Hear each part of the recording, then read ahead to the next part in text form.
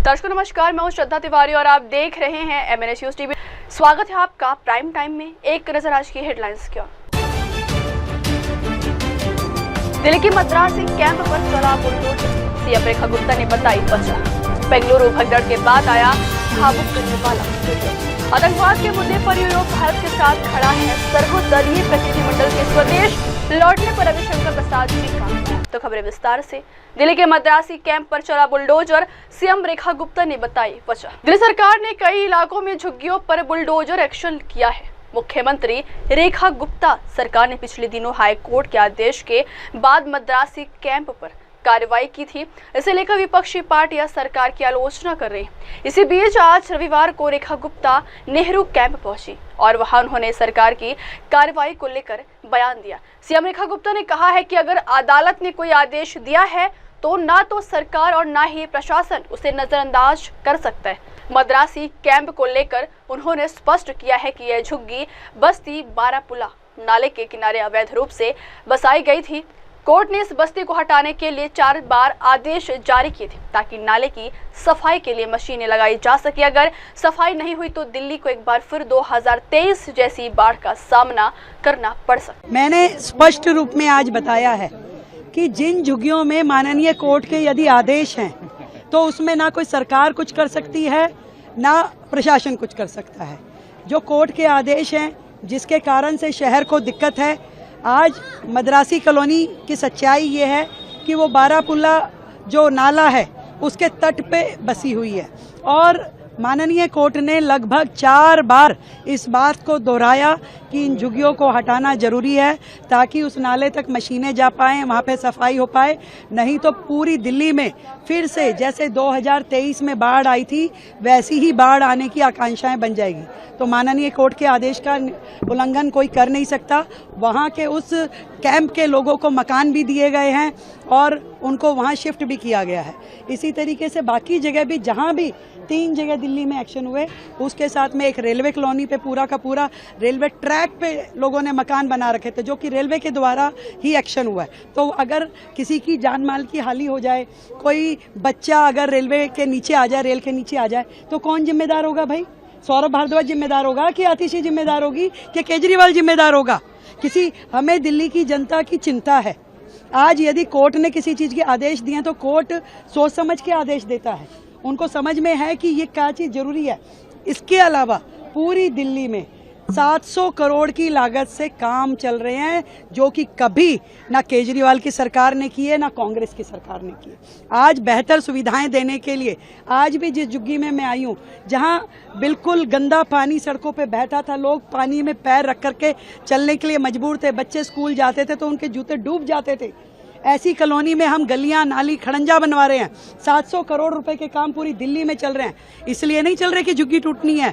झुग्गी में जब तक व्यक्ति को पक्का मकान नहीं मिल जाता वो वहीं रहेगा और उसके लिए हम बेहतर सुविधाएं देंगे।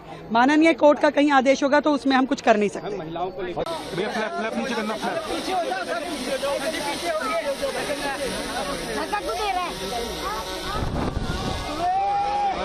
चलने दे भाई, चलने दे ऊपर।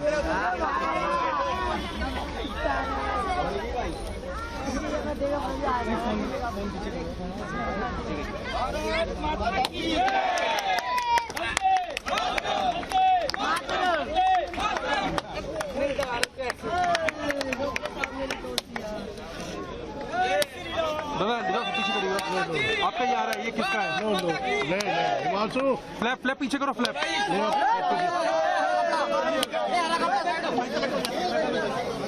भाई यार भाई ऐसे नहीं है रे।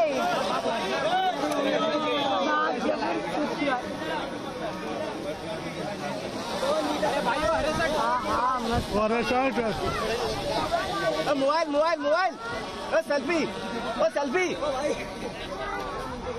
ओ लाल टोपी।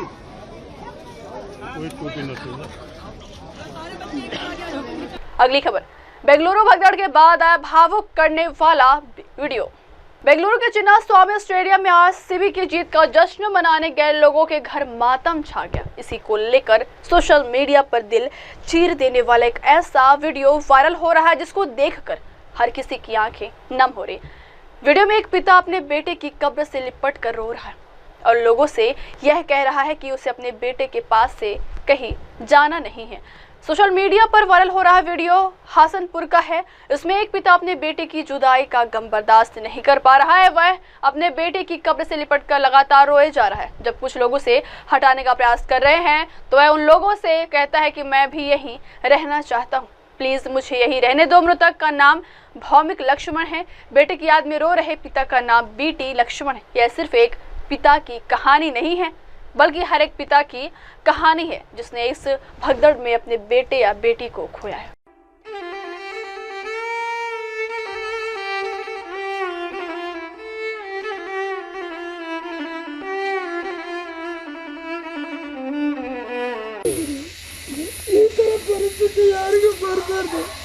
ಇದೇ ಜಾಗದಲ್ಲಿ ನನ್ನ ಮಗನ ಮಲಗಿಸಿದ್ದೀನಿ. ನನ್ನ ಮಗ ಇಲ್ಲೇ ನನ್ನ ಮಗಳಿಗೋಸ್ಕರ ಮಾಡಿದಂತ ಇದು ಇಲ್ಲೇ ಎಲ್ಲ ಹಾಕಿದ್ದೀನಿ. ಈ ತರ ಪರಿಸ್ಥಿತಿ ಬೇರೆ ಯಾರ ತಂದೆ ತಾಯಿಗೂ ಬರೋದು ಬೇಡ. ನನ್ನ ಮಗನ ಇಲ್ಲೇ ಮಲಗಿಸಿದ್ದೀನಿ. ನನ್ನ ಮಗನ ಜೊತೆ ಮಲಗಿದ್ದೀನಿ. ನನ್ನ ಮಗನ ಜೊತೆ ಮಲಗಿದ್ದೀನಿ. ನನ್ನ ಮಗ ಇಲ್ಲೇ ಮಲಗಿದ್ದಾರೆ.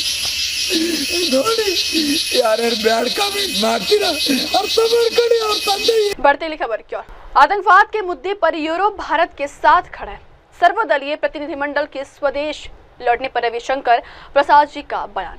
राष्ट्रीय राजधानी पहुंचने पर पत्रकारों से बात करते हुए प्रसाद ने कहा है कि भारत वापस आकर बहुत अच्छा लग रहा है। हमारे प्रतिनिधिमंडल ने France, Italy, Denmark, England, Brussels और जर्मनी का दौरा किया। हमने संसद के वरिष्ठ नेताओं, थिंक टैंक और भारतीय समुदाय से मुलाकात। इस दौरान भाजपा सांसद समीक भट्टाचार्य कहते हैं, हमने यूरोप के 4 देशों का दौरा किया है और हमें पता चला है कि पूरा यूरोप एक नई आर्थिक व्यवस्था में आने की कोशिश कर रहा है और हर देश ने पहलगाम आतंकवादी हमले की निंदा की है। हमने संदेश दिया है कि अगर सीमा पर कोई आतंकवादी गतिविधि देखी जाती है तो उसका जवाब अलग होगा। हमने किसी देश से मध्यस्थता की मांग नहीं की। यूरोप की 6 देशों में घूमकर यही पता चला कि पूरा यूरोप आज भारत के साथ एक नया आर्थिक व्यवस्था में आने का प्रयास कर रहे हैं। Everybody is interesting what is going on. और पहलगाम अटैक के ऊपर सभी अपना दुख व्यक्त किया और इसका निंदा किया।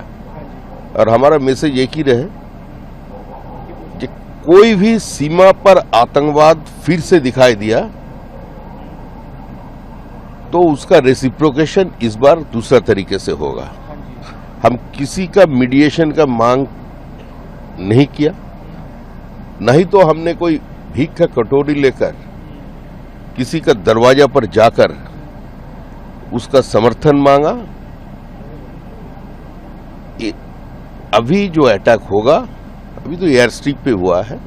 अगर पाकिस्तान अपना रवैया नहीं बदले तो इस बार मिसाइल किस किस जगह को चूमेंगे तो हमारा पता नहीं। सर, जब आप लोग डेलीगेशन में थे, भारत का पक्ष रख रहे थे, उस वक्त राहुल गांधी ने बोला था नरेंद्र सरेंडर, इन शब्दों का उपयोग किया गया था कि प्रधानमंत्री ने सरेंडर कर दिया था।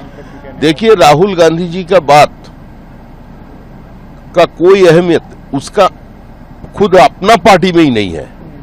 Nobody is taking Rahul Gandhi seriously. तो राहुल गांधी क्या बोले क्या नहीं बोले इसका कोई प्रतिष्ठा भारतीय जनमानस में नहीं है।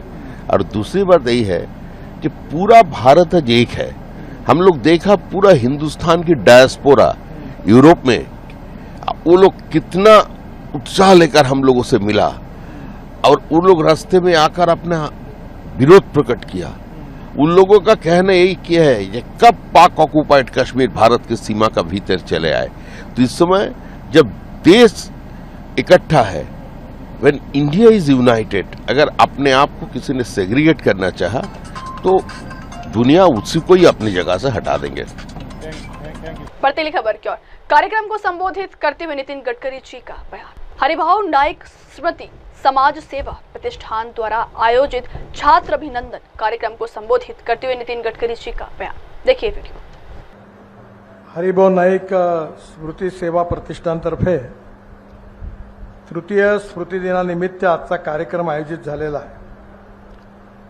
या कार्यक्रमाला उपस्थित असणारे प्रमुख अतिथी माझे मित्र आमदार सचिन अहिर, आमदार श्री गजानन लोटे, त्याचप्रमाणे माझे मित्र कामगार नेते माजी आमदार एस.क्यू. जमा, श्री गोविंदराव मोहिते, श्री रत्नाकर चेडगे, श्री संजय नाईक, प्रतिष्ठानचे सर्व पदाधिकारीगण आणि उपस्थित सर्व बांधवांनो आणि बहिणींनो, हरिभाऊ नाईक यांचा माझा अतिशय जवळून परिचय होता. हरिभाऊंच्या व्यक्तिमत्वाबद्दल अतिशय जवळून मला त्यांना बघायला मिळालं. हरिभाऊ एक प्रामाणिक, सिद्धांतावर चालणारे आणि इंटक आणि काँग्रेसच्या विचाराला समर्पित भावनेने काम करणारे प्रामाणिक कार्यकर्ते होते. त्यांनी आयुष्यामध्ये कधी भ्रष्टाचार नाही केला, चुकीचा मार्ग कधी स्वीकारला नाही, पण आपली भूमिका पक्की ठेवून त्यांनी कार्य केलं. ज्यावेळी हरिभाऊ नाईक इंटकचे अध्यक्ष होते त्यावेळी नागपुरातला एक तरुण युवा कार्यकर्ता म्हणून मी पण भारतीय जनता पार्टीचं काम करत होतो. ज्यावेळी टाटाने एम्प्रेस मिल बंद केली त्यावेळी टाटांनी इंटकच्या रूपाने, इंटक ही मान्यताप्राप्त संस्था होती, आणि त्यांनी इंटकला असा प्रस्ताव दिला की मी 2,500 लोकांना कमी करतो, कारण मिल घाट्यामध्ये आहे आणि ही मिल मी चालवतो. त्यावेळी बर्धन साहेब नागपुरातील प्रमुख कामगार नेते होते. ते पण अतिशय प्रामाणिक आणि अतिशय विद्वान असे नेते होते. ते कम्युनिस्ट पार्टीचे होते. बिंदाप्रसाद कश्यप संघर्षशील नेते होते. ते मार्क्सवादी कम्युनिस्ट पार्टीचे होते. आणि या सगळ्यांच्या मध्ये हरिभाऊ नाईकांनी ज्यावेळी हा विषय आला तेव्हा आम्ही सगळ्यांनी विचार केल्यानंतर माझ्या मनात विचार आला आणि मी हरिभाऊंना अशी विनंती केली भेटल्यावर की हरिभाऊ, जर 6,500 लोक एम्प्रेस मिलमध्ये काम करतात आणि जे टाटा चालवू शकणार नाही ते सरकार कधी चालवू शकत नाही. ज्याचा राजा व्यापारी त्याची जनता भिकारी. कोण्याही पार्टीचं सरकार येऊ, त्यांनी चालवायला घेतली, मिल की लंबी झाली म्हणून समजा. त्यामुळे हरिभाऊंना मी हे ज्यावेळी बर्धन साहेबांना आणि कश्यप साहेबांना सांगितलं तर ते कम्युनिस्ट नेते होते. त्यांनी सांगितलं हे बात आम्ही मान्य नाही आहे. मी हरिभाऊंकडे गेलो आणि मी म्हणलं कमीत कमी 4,000 कामगारांचे हरिभाऊ रोजगार वाचतील. नाही म्हणे मी एकाही कामगाराच्या कपाती करायला मान्य करायला तयार नाही. त्यानंतर वसंतराव साठे केंद्रात मंत्री झाले. राजीव गांधी देशाचे प्रधानमंत्री होते आणि त्यावेळी वसंतराव साठेंच्या प्रयत्नामुळे एम्प्रेस मिलचं राष्ट्रीयकरण झालं. अर्थात ती पुढे चालली नाही. काळाच्या ओघामध्ये एम्प्रेस मिल संपली, मॉडेल मिल पण संपली. आणि या ठिकाणी काम करत असताना एक दिवस इंटकच्या निवडणुका झाल्या आणि मी इंटकचा अध्यक्ष निवडून आलो. आणि मी आल्यानंतर जेव्हा अध्यक्ष झालो तेव्हा मी बैद्यनाथ चौकातल्या कार्यालयात गेलो. पाहिलं तर तिथे काँग्रेस संलग्नित. मी म्हणलं मी तर भारतीय जनता पार्टीचा आहे, मी कसा अध्यक्ष होईल. तेव्हा मी तिथे कनोजिया म्हणून होता, त्याला म्हणलं तू अध्यक्ष हो, मी काही होणं बरोबर नाही. पण त्या काळामध्ये एक गोष्ट मी हरिभाऊंची जवळून बघितली. कामगारांच्या आता काळ बदलला आहे. राजकारण हा धंदा झालेला आहे, पैसा कमावण्याचा, आणि त्याच्यामध्ये आता कोण्या पार्ट्या अपवाद नाही आहे. त्यामुळे अशा स्थितीमध्ये हरिभाऊंचं एक व्यक्तिमत्व होतं, ते प्रामाणिक होते. मला त्यांच्याबद्दल अतिशय आदर आणि सन्मान या कामाकरता होता. त्यांनी कधी लफड्याची कामं नाही केली. हरिभाऊच्या बरोबर युनियनमध्ये अनेक लोक होते, त्याची नावं नाही घेत मी आता. पण हरिभाऊ शांत राहायचे. त्यावेळी हरिभाऊंचं व्यक्तिमत्व सुसंस्कृत होते. ते तिडके ग्रुपचे होते. नरेंद्र तिडके यांच्या मार्गदर्शनाखाली ते काम करायचे. आणि त्यावेळी तिरपुडे आणि तिडके 2 गट प्रभावी होते. आणि त्यामुळे तिरपुडे गटामध्ये काही लोक होते, काही तिडके गटामध्ये काही लोक होते. पण हरिभाऊंनी आपला सुसंस्कृतपणा कधी सोडला नाही. कारण नरेंद्र तिडके साहेब देखील अतिशय सुसंस्कृत होते. आणि त्या काळामध्ये हरिभाऊंचा जो संबंध होता सगळ्यांशी चांगला होता. मला आठवते काही 2-3 वर्षा मृत्यूपूर्वी रतन टाटा माझ्याकडे आले होते. त्या काळामध्ये हरिभाऊ जिवंत होते. रतन टाटांनी हरिभाऊची आठवण काढली होती आणि हरिभाऊ कसे आहेत, आणि त्यामुळे हरिभाऊंच्या बद्दल एक क्रेडिबिलिटी, इज्जत होती, सन्मान होता. अनेक नेते कामगारांचे आहे, पण त्या नेत्यांना जो सन्मान मिळू शकला नाही तो हरिभाऊंना समाजातल्या सगळ्या क्षेत्रातून मिळाला. हरिभाऊ ज्यावेळी महाराष्ट्रामध्ये काँग्रेस आणि तिरुपुरे साहेब उपमुख्यमंत्री होते, श्रीकांत जिचकार गृह राज्यमंत्री होते, मॉडेल मिलवर लाठीचार्ज झाला. लाठीचार्ज झाल्यानंतर हरिभाऊ तिथे उपोषणाला बसले की याची न्यायालयीन चौकशी झाली पाहिजे. श्रीकांत जिचकार आणि मी जवळचे मित्र होतो. मी म्हटलं, श्रीकांतनी मला विचारलं की हरिभाऊंनी प्रतिष्ठेचा विषय केला. मी म्हटलं, कामगारच जर पोलीसवर धावून गेले आणि त्यांनी जर गोटे मारले तर पोलीस का त्यांना पुऱ्या गळ्यात हार घालणार आहे का? तर पोलीसचा दोष काही नाही आहे. तर मला श्रीकांत जिचकार म्हणाले की तू हरिभाऊला समजाव, मी पण न्यायालयीन चौकशी करण्याच्या मताचा नाही आहे, पण हरिभाऊ ऐकायला तयार नाही. मी त्यांना म्हटलं, हरिभाऊ ऐकणार नाही, कारण कामगारांच्या हिताकरता प्रामाणिकपणे लढणारा अशी त्यांची प्रतिमा मला माहिती होती. आणि शेवटी मग श्रीकांत जिचकारांनी त्या लाठीचार्जची, जामासाहेब को याद होगा, लाठीचाराची न्यायालयीन चौकशी केली. ते स्वतः इथे मॉडेल मिल समोर आले आणि त्यांनी न्यायालयीन चौकशीची घोषणा केली. तेव्हा हरिभाऊ तिथून उठले. म्हणजे हरिभाऊंच्या जीवनामध्ये ते अतिशय प्रामाणिक होते. मधल्या काळामध्ये त्यांच्या मृत्यूपूर्वी त्यांनी आपले पैसे डिपॉझिट एका बँकेत ठेवले होते. त्या बँकेचा नाव नाही घेत मी कोणाची बँक होती, कारण ती बँक डुबली, हरिभाऊचे पैसे डुबले. आणि मला येऊन ते म्हणाले, नितीनजी माझ्याजवळ काही नाही आहे आणि ही बँक जर डुबली, आता हे पैसे गेले तर मी काय करू, हा माझ्यासमोर प्रश्न आहे. म्हणजे आपल्या मेहनतीची कमाई त्यांनी त्या बँकेत ठेवली होती. कधीही पण त्यांनी कुठल्याही प्रकारे अशा प्रकारचा भ्रष्टाचार आयुष्यात केला नाही. एक आपल्या देशामध्ये विचार भिन्नता ही समस्या नाही आहे, आपल्या देशामध्ये विचार शून्यता ही समस्या आहे. बर्धन साहेब, नाईक साहेब यांचे आपले विचार होते आणि ते आपल्या विचाराशी प्रामाणिक होते. आता तर लोक अशा की जी सत्तेत पार्टी येते तिथे घुसतेच सगळे जाऊन. आम्ही त्यावेळी संघर्षात करत होतो, आमच्या पार्टीला कोणी विचारत नव्हतं. या मॉडेल मिल समोर एम्प्रेसवर मी अनेक वेळा भाषणं करायचो आणि त्यावेळी हरिभाऊच्या विरोधात आमचे डागाजी होते आणि ते डागाजी भाषण द्यायचे जोरात. मी एकदा डागाजीला दाटलं, तुला देखो आप भाषण करो, असभ्य भाषा का उपयोग नहीं करना. म्हटलं, हम विचारों के लिए हमारा झगड़ा है, पर आप सम्मान से बात करो. त्यामुळे येणाऱ्या काळामध्ये ते नेतृत्व, तो स्वभाव, त्याबद्दलचा सुसंस्कृतपणा हे त्या काळाचं वैशिष्ट्य होतं. आपल्या पक्षावर, आपल्या विचारावर निष्ठा होती आणि कामगारांच्या हिताकरता कुठेही कॉम्प्रोमाइज न होता संघर्ष करण्याचा त्यांचा स्वभाव होता. आणि विधानमंडळात देखील मी पाहिला, काँग्रेसच्या विचाराकरता प्रामाणिकपणे, समर्पित भावनेने त्यांनी काम केलं, प्रामाणिकपणे केलं. आणि ज्यामुळे त्यांचं व्यक्तिमत्व एक वेगळ्या प्रकारचं व्यक्तिमत्व होतं.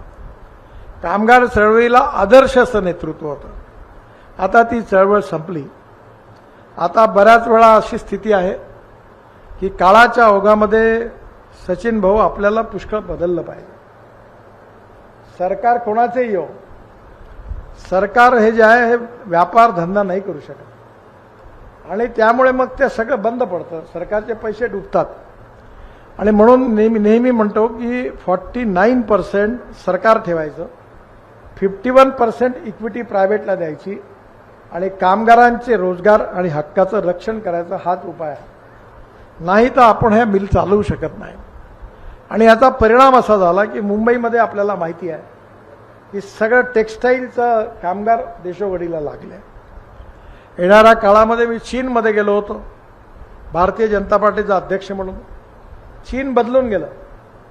चीनमध्ये त्यावेळी समाजवाद, साम्यवाद आणि पुंजीवाद या 3 विचारांच्या भोवती सगळ्या पार्ट्या फिरायच्या. पण चीनमध्ये कम्युनिस्ट विचारधारा होती, पण चीनमध्ये मंगोलियन वंशाचे नॉन रेसिडेंट चायनीज यांनी शांघायमध्ये करोड रुपयाची इन्व्हेस्टमेंट आणली आणि लिबरल आर्थिक धोरण चीननी स्वीकारलं, तेव्हा चीनच्या अध्यक्षाला मी प्रश्न विचारला कि आप तो कम्युनिस्ट है, लाल झंडा केवल है, बाकी सब आपने छोड़ दिया। तो मैंने हमने क्या छोड़ दिया और क्या पकड़ लिया ये महत्व नहीं, हमारे देश के हित में क्या है, हमारे जनता के हित में क्या है, वो मार्ग हमने चुना है। त्यामुळे येणाऱ्या काळामध्ये आपल्याला कामगारांच्या हक्काचं रक्षण करत असताना, त्यांना न्याय देत असताना आर्थिक क्षेत्रामधला बदल लक्षात घेतला पाहिजे आणि तो बदल लक्षात घेऊन धोरणं ठरवली तर आपण लोकांचा रोजगार रोखू शकतो, नाही तर आपण लोकांचे रोजगार काही रोखू शकत नाही। आणि म्हणून आज कामगारांच्या हक्काकरता प्रामाणिकपणे लढणारा, खरा प्रामाणिकपणे कधीही भ्रष्टाचार न करता, इंटक करता, काँग्रेस करता समर्पित भावनेने कामगारांच्या हिताकरता काम करणारा असा नेता ही हरिभाऊंची प्रतिमा होती आणि आज त्यांचा आपण तृतीय स्मृती दिन या ठिकाणी साजरा करतोय आणि ही चांगली गोष्ट आहे की प्रतिष्ठाननी त्यांच्या स्मृतीप्रित्यर्थ काही गरजू विद्यार्थ्यांना मदत करणं, शैक्षणिक साहित्य देणं, स्कॉलरशिप देणं असं कार्यक्रम घ्यायचं ठरवलेलं आहे। मी या सर्व कामाला माझ्यापासून शुभेच्छा देतो आणि माझ्याकडनं याकरता जे सहकार्य लागेल ते सहकार्य मी नक्की करीन असा विश्वास आपल्याला देतो। कारण गुणवत्तेचं पेटंट हे कोणा व्यक्तीने रजिस्टर केलेलं नसतं, ते कोणा पक्षाने किंवा संस्थेने रजिस्टर केलेलं नसतं, पण चांगली गुणवत्ता असणारी माणसं समाजात आठवण जर सतत त्यांची ठेवली तर कदाचित भविष्यातून पुन्हा चांगले नेते तयार होण्याची शक्यता आहे। काल आहे ते आज नाही, आज आहे ते उद्या नाही, कालाय तस्मै नमः। परिस्थिती बदलत राहणार आहे, परिस्थिती बदललेली आहे, पण बदलत्या परिस्थितीची जाणीव ठेवून काळाच्या ओघामध्ये गरीब कामगाराच्या हिताचा विचार करून त्याकरता कसं काम करता येईल याचा विचार करण्याची आवश्यकता आहे। कामगाराला घर मिळालं पाहिजे, कामगाराला त्याच्या मुलाला चांगलं शिक्षण मिळालं पाहिजे, कामगाराला त्याच्या परिवाराला उत्तम आरोग्याच्या सुविधा मिळाल्या पाहिजे आणि या सगळ्या गोष्टी करायच्या असतील तर आपल्याला नक्कीच आपल्या या चळवळीमध्ये कामगारांशी प्रामाणिक राहून येणाऱ्या आर्थिक बदलाच्या आधारावर नवीन पद्धतीने विचार करण्याची आवश्यकता आहे। यामध्ये कामगारांचं हिताचंच प्राधान्य आहे आणि येणाऱ्या काळामध्ये आज आपली मॉडेल मिल गेली, एम्प्रेस मिल गेली। आम्ही मॉडेल मिलच्या आणि एम्प्रेस मिलच्या भोंग्यानी उठायचो, 6:30 वाजता भोंगा व्हायचा, 6:45 वाजता भोंगा व्हायचा, 7:05 भोंगा व्हायचा। आता भोंगे संपले, इकडे यांचे भोंगे वाजले, तिकडे बाकीच्यांचे भोंगे वाजले। म्हणजे काळाच्या ओघात तो नागपूरचा इतिहास होता। नागपूरमध्ये हातमाग चळवळ होती, विणकरी व्यवसाय होता, पॉवरलूम होते, टेक्सटाईल मिल होती, सगळं संपलं। आज काळाच्या ओघामध्ये पुन्हा एकदा आपल्याला आपल्या जुन्या स्मृती आठवून मी आता धापेवाड्यामध्ये माझ्या गावाला पुन्हा साड्या विणण्याचं काम सुरू केलं, पुन्हा चांगल्या साड्या विणल्या, झारखंडमध्ये प्रिंट केल्या, मुंबईच्या मॉडेल्स आल्या होत्या त्यांनी प्रेझेंट केल्या आणि आता एवढी साड्या विणायला लागले की आता वेटिंग लिस्ट आहे।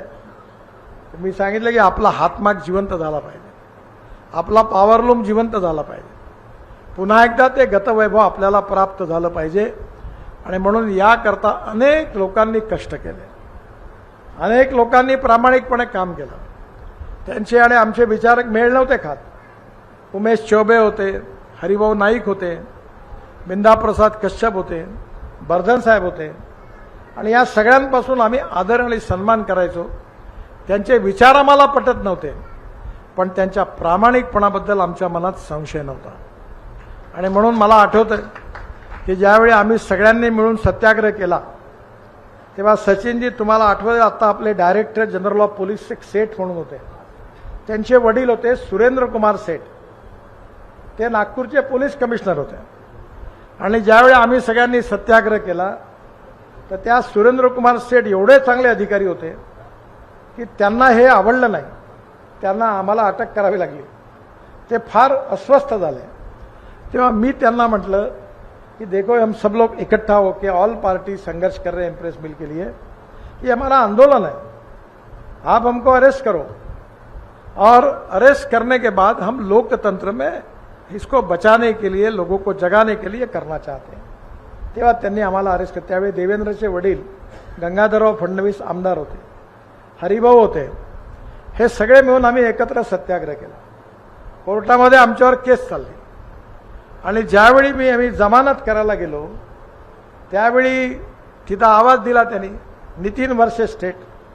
आम्ही सगळे आतमध्ये गेलो, बर्धन साहेब, कश्यप साहेब, हरिभाऊ, आम्ही सगळे उभे राहिलो. मग कोर्टाने विचारलं, मग त्यांनी जमानत दिली आणि जमानत दिली आणि जसे बाजूला आलो तशा क्लर्कने हात पुढे केला. हात पुढे केल्यावर बर्धन साहेब माझ्याकडे म्हणाले, ये क्या कर रहा? ये पैसे मांग रहा. मैं एकदम बोला, अबे शर्म नहीं आती क्या, हमसे पैसे मांग रहा क्या? नहीं, बोले आदत हो गई, बोले जमानत होने के बाद हात आगे करने की. मग आमची जमानत झाली आणि मी बाहेर आलो. त्यामुळे हा जुना इतिहास जो होता तो आता संपलेला आहे. पण हरिभाऊंच्या बद्दल माझ्या मनात नितांत आदर आणि सन्मान आहे. तो व्यक्त करण्याकरता मी इथे आलो. त्यांच्या स्मृतींना श्रद्धांजली अर्पण करतो. त्यांच्या निमित्त आपण जे जे काही कराल त्या सगळ्या उपक्रमाला सर्व दृष्टीने आर्थिकपासून सगळं सहकार्य मी करीन. आपण जरूर माझ्याकडे या. आणि हरिभाऊंची स्मृती याकरता जिवंत राहिली पाहिजे का कामगार क्षेत्रात केवळ दलालच नाही तर खरे नेते तयार झाले पाहिजे. आणि ते नेतृत्व हरिभाऊचं होतं. ती प्रेरणा ते देऊ शकतात कारण ते तसं जीवन जगले. आणि म्हणून नक्कीच हरिभाऊंचं व्यक्तिमत्व आपण जागवलं पाहिजे. आणि आपण हा चांगला कार्यक्रम घेतला. माझ्या मनापासून खूप खूप शुभेच्छा. हरिभाऊंच्या स्मृतींना अभिवादन. आणि मलाही पण नागपूर विद्यापीठात एका परिषदेचं उद्घाटन करायला जायचं आहे. 11:30 तो कार्यक्रम होता. त्यामुळे थोडा मी घाईत असल्यामुळे आपल्याकडनं जाण्याची अनुमती मागतो. पुन्हा एकदा सचिन अहिर या ठिकाणी आले, त्यांचं आणि आपले आमदार गजाननराव लोटे यांचेही पण स्वागत करतो. आणि सचिनजी, आपण कधी पण सांगा, हरिभाऊंच्या करता पूर्ण मदत मी पण करीन आणि आवश्यकता पडल्यास सरकारकडनं पण करायला लावेल. खूप खूप धन्यवाद. नमस्कार. राहुल गांधी द्वारा चुनाव आयोग पर लगाए गए आरोपों पर बिहार के नेता और आरजेडी नेता तेजस्वी यादव ने क्या कहा?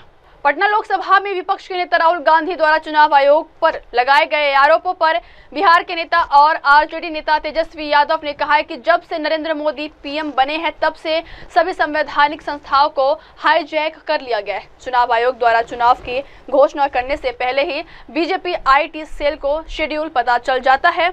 हमारी नजर हर चीज पर है. संवैधानिक संस्थाओं को ईमानदारी से अपना काम करना चाहिए. सभी को सतर्क रहने की जरूरत है. सभी जानते हैं कि सभी संस्थाएं बीजेपी के प्रतिनिधि के तौर पर काम करती हैं. वे आगे कहते हैं कि सभी लोग मिलकर काम कर रहे हैं, सरकार बनाने के लिए नहीं बल्कि बिहार को मजबूत करने के लिए. आप सब लोग जान रहे हैं 2014 के बाद से जब से नरेंद्र मोदी जी प्रधानमंत्री बने हैं तब से जितने भी कॉन्स्टिट्यूशनल इंस्टीट्यूशंस हैं, संवैधानिक संस्थाएं हैं, सबको हाईजैक कर रखा है. चुनाव आयोग इलेक्शन की घोषणा करता है चुनाव की तारीखों का, उससे पहले बीजेपी की आईटी सेल को पता होता है कि चुनाव कब होना है. तो ये बात तो है, लेकिन इन सब पे हम लोगों की नजरें हैं. लेकिन इसमें तो जो कॉन्स्टिट्यूशनल इंस्टीट्यूशंस हैं उनको ईमानदारी से जो है चुनाव कराना चाहिए और अपने दायित्वों का निर्वहन करना चाहिए. अगर कॉन्स्टिट्यूशनल इंस्टीट्यूशन अगर बर्बाद हो जाएगा तो लोगों को जस्टिस और न्याय कहाँ मिलेगा? तो ये बड़ी बात है. कोई भी अधिकारी किसी भी इन्फ्लुएंस में ना आए, ये होना चाहिए. पिछले बार जो 20 का जो चुनाव हुआ था, हम लोग तो सरकार बना लिए. पहली बार उस समय इलेक्शन कमीशन ने 3 बार प्रेस कॉन्फ्रेंस करके जस्टिफाई किया. आखिर चुनाव की गिनती क्यों रोकी गई शाम में? फिर रात के अंधेरे 11-12 बजे की शुरू की गई. और जो जीते हुए कैंडिडेट जिनको अनाउंस कर दिया गया था शाम में हमारे, उनको किसी को 12 वोट से, किसी को 100 वोट से, किसी को 500 वोट से घोषणा होती है कि हार गए. जो जीते हुए शाम में थे अनाउंस्ड, ये कह के कि भाई अपडेट किया जा रहा है कंप्यूटर में. तो इस तरह की बातें तो हैं. साथ में सभी लोगों को सजग भी रहने की जरूरत है. और देश की जनता ये मानती है कि जितने इंस्टीट्यूशंस हैं अब बीजेपी का एक प्रकोष्ठ के रूप में पार्टी का काम करती है। कृष्णा गबरू है कांग्रेस के प्रभारी, उन्होंने कहा है कि कोऑर्डिनेशन कमेटी का आपको नेता बनाया गया लेकिन मुख्यमंत्री का कभी नाम नहीं है। अरे भाई साहब, आप लोगों को क्यों चिंता इसमें करना है? आप लोगों को इसमें कोई चिंता करने की जरूरत नहीं है। हम सब लोग जो है मजबूती से सरकार नहीं बिहार बनाने का काम करेंगे। अगली खबर, युद्ध विराम के बाद धीरे धीरे जीवन सामान्य हो रहा है। जम्मू कश्मीर के पुंछ क्षेत्र में भारत पाक सीमा के पास रहने वाले लोगों के लिए ऑपरेशन सिंदूर का 1 महीना पूरा हो गया है। एक स्थानीय निवासी ने बताया कि यह ऑपरेशन पहलगाम में हुए आतंकवादी हमले का जवाब था। इसके तहत पाकिस्तान में स्थित 9 आतंकवादी ठिकानों को निशाना बनाकर नष्ट किया गया है। पुंछ को जम्मू कश्मीर का युद्ध क्षेत्र माना जाता है, जहां आतंकवाद के कारण जीवन कई बार अस्त व्यस्त हो जाता है, लेकिन अब युद्ध विराम के बाद धीरे धीरे जीवन सामान्य हो रहा है। स्थानीय लोगों का कहना है कि जम्मू कश्मीर के सभी निवासी आतंकवाद के खिलाफ एकजुट हैं और इस लड़ाई में देश के साथ पूरी ताकत से खड़े। यह ऑपरेशन सुरक्षा बलों की निडरता और दृढ़ संकल्प का प्रतीक भी माना जा रहा है, जो क्षेत्र में स्थिरता और शांति लाने का प्रयास कर रहा है। प्रदीप खन्ना साहब, आप पुंछ के शहरी हैं। इस पुंछ ने 1 महीना पहले 6 मई से 9 मई तक एक जो सिंदूर ऑपरेशन का कॉन्फ्लिक्ट था उसको देखा। पाकिस्तान की तरफ से शेलिंग जो है पुंछ शहर पे हुई, पुंछ के जो LOC के गाँव है वहाँ पे हुई। आज 1 महीने के बाद फिर जिंदगी जो है वो यहाँ पे अपनी अपनी रूटीन के अंदर दिखती नजर आ रही है। तो आप इस पे क्या कहेंगे? देखिए, ऑपरेशन सिंदूर जो कि पहलगाम में 26 निहत्थे यात्रियों को मौत के घाट उतारा गया था, उसका बदला लेने के लिए, क्योंकि वज़ीर-ए-आज़म हिंद जनाब नरेंद्र मोदी साहब ने कह दिया था कि इसकी सजा जो है पाकिस्तान को कल्पना से भी परे मिलेगी, और ऐसा ही हुआ कि 6 और 7 अप्रैल की दरमियानी रात को 6 और 7 मई की दरमियानी रात को जो पाकिस्तान के अंदर 9 आतंकवादी ठिकानों को ध्वस्त करने का काम भारत सरकार ने किया, तो उसकी रिटेलिएशन में आधी रात को यहाँ पर गोलीबारी और गोलाबारी का सिलसिला शुरू हो गया। और पुंछ, जिसे कि बैटलफील्ड ऑफ कश्मीर कहा जाता है, हमेशा लड़ाई जो है वो कश्मीर की रही है, लेकिन लड़ी हमेशा पुंछ में गई है, चाहे वो 47, 65, 71 और एक बार फिर 2025 में भी ये लड़ाई पुंछ की सरजमीन पर लड़ी गई। और यहाँ के बहादुर लोगों ने फौज, पुलिस और जिला इंतजामिया के साथ मिलकर जिसका मुंह तोड़ जवाब दिया। और ये लड़ाई हम पुंछ वालों के लिए, हमारे पूर्वजों के लिए, ये विरासत में ये चीज़ें हमें मिली हैं, कोई नई नहीं है। हम 3 जंगें पहले देख चुके थे, 4थी जंग भी हमने देखी, झेली, और शायद हिंदू, मुस्लिम, सिख सबकी शहादतें यहाँ पर हुई।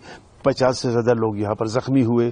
200 इस वक्त जो घरेलू ढांचे हैं वो तबाह बर्बाद हो चुके हैं। लेकिन उसके बावजूद अब जब से सीज फायर हुआ है, तब से जिंदगी दोबारा पटड़ी पर लौटनी शुरू हो गई है।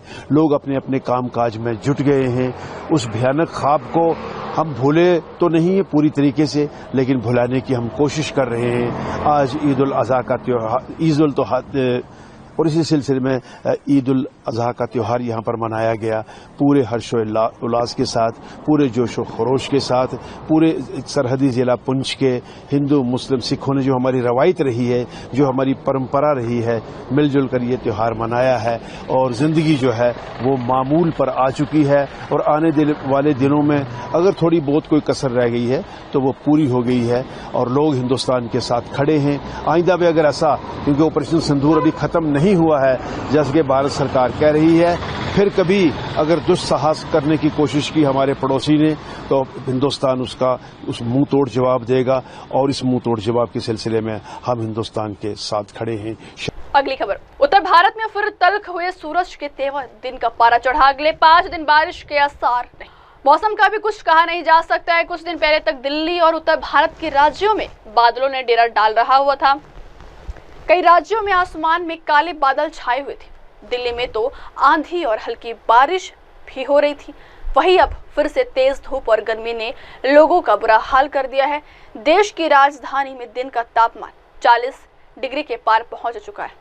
यूपी समेत उत्तर भारत के अन्य राज्यों में भी यही हाल है। तापमान बढ़ने के साथ फिर लू चलने से उमस भरी गर्मी हो गई।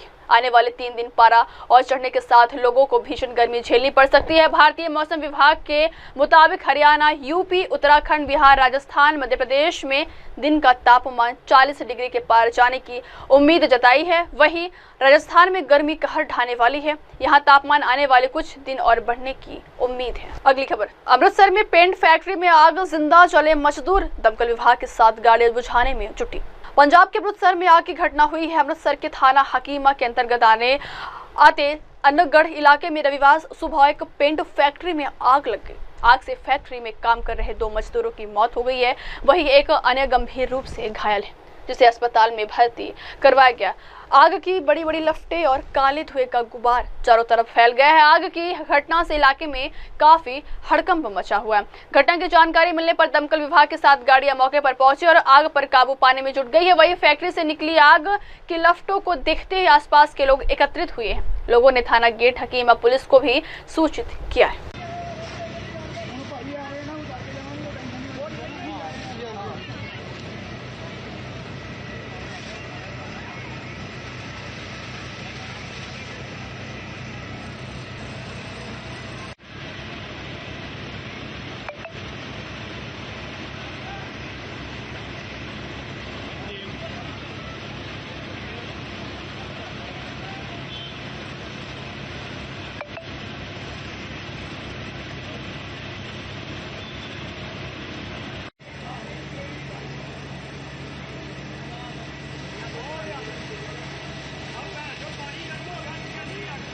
अगली खबर, मणिपुर में फिर भड़की हिंसा। 5 जिलों में इंटरनेट सस्पेंड, मैतेई नेता की गिरफ्तारी पर मचा बवाल। देश के पूर्वोत्तर राज्य मणिपुर में लंबे समय से जारी हिंसा अभी भी थमने का नाम नहीं ले रहा है।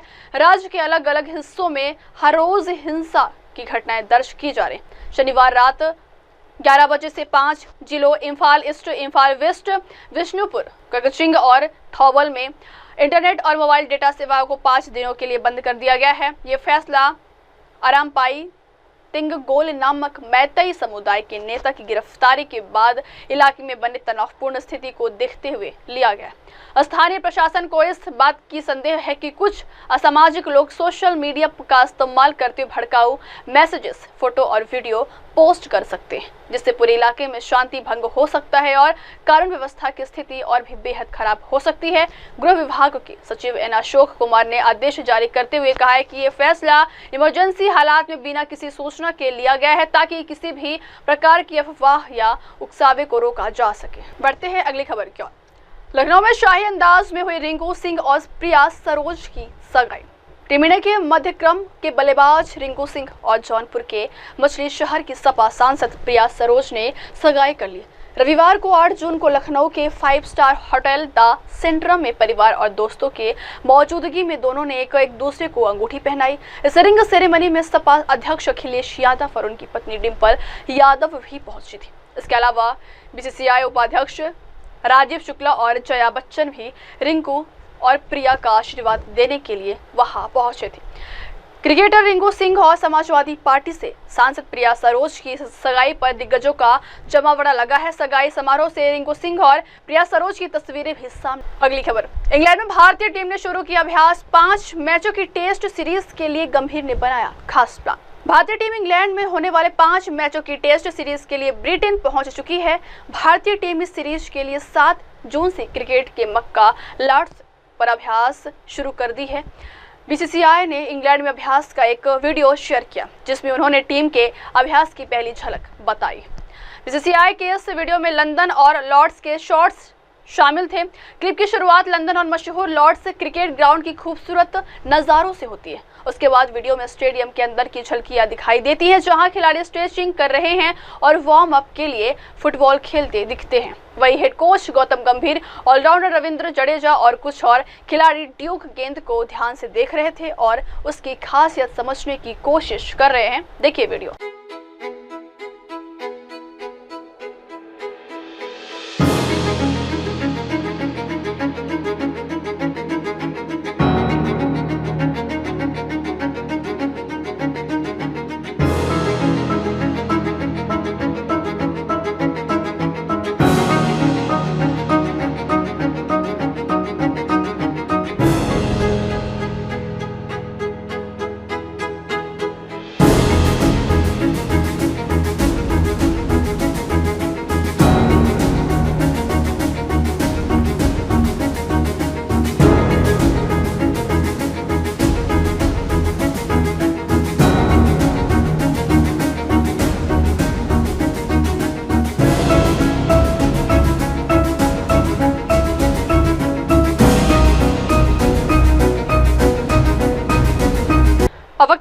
नमस्कार दर्शकों, ब्रेक के बाद की खबरें मेरे सहयोगी मीनल के साथ। अब तक के लिए देखते रहिए देश और दुनिया की तमाम बड़ी खबरें। धन्यवाद।